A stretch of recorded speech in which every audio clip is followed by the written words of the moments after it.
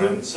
Thank you for a great opportunity to attend this conference in the beautiful city Freiberg, near Dresden. I am a member of Czech National Parliament and I am chairman of the parliamentary movement Freedom and Direct Democracy. And of course, we are also a member of the European group, Europe of Nations and Freedom. If we want to analyze sanctions towards Russia, it is not unreasonable to learn from history. No war with Russia defeated Russia.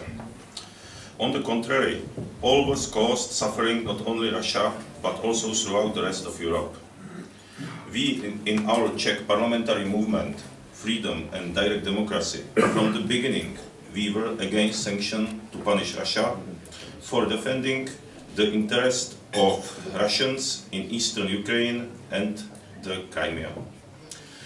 I have long been thinking about what was the real aim of breaking business connection with Russia, namely sanctions. From the beginning, it was clear that no sanctions can force Putin to change his policy. We know that Americans like to use the policy of economic embargo against inconvenient governments. They have used the sanctions to weaken and destabilize the economy of the target country, followed by raising of civil unrest. But in Russia, which is strongly uniform in the question of the patriotism, it could never succeed. Sanctions united Russians, and Putin is used to strengthen the independence of Russia to the European Union. He de facto forced European companies to replace imports by investing directly in Russia. So the goods that we imported there, they produce in Russia today. Our companies pay taxes to Putin and employ Russians. Russia, of course, turned its attention to other partners, China, India and Latin America. To sum up, due to sanctions, Russia has become more independent on the West. Who left this battle weakened? Unfortunately, we did. I like motto, who trades, do not fight. To achieve peace, mutual trust is needed, and we have to require credibility on our partners, including Russia, and also provide it ourselves. Our aim should be exactly the opposite, to strengthen cooperation to the maximum, not only with Russia, but ideally with the Eurasian Economic Union. Actually, I do not imagine a better partner for the European Union, as countries of the Eurasian Economic Union need technology, machinery, consumer goods and know-how. That is what the European Union disposes.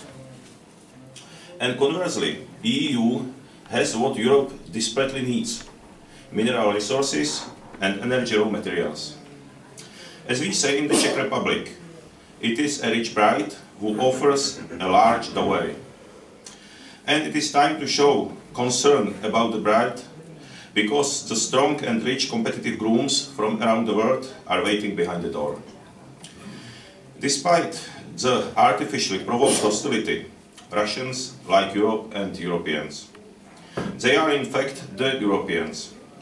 Despite all the differences, we are inhabitants of one continent and descendants and bearers of a great culture. Ladies and gentlemen, as you sit here, we are the national representatives of a large part of Europe. Let me give you one suggestion for thought. What if we invited representatives from across the Eurasian Economic Union for some future meeting? If we found common taste and goodwill, we of course can help to organize such international meeting, for example in Prague. Let us show the mainstream European politicians that those who divide the world by hatred are not us, but they are. Let us show them that Europe of free nations can be more unified than Europe under the dictates of Brussels. Thank you for attention, and I wish you all the best.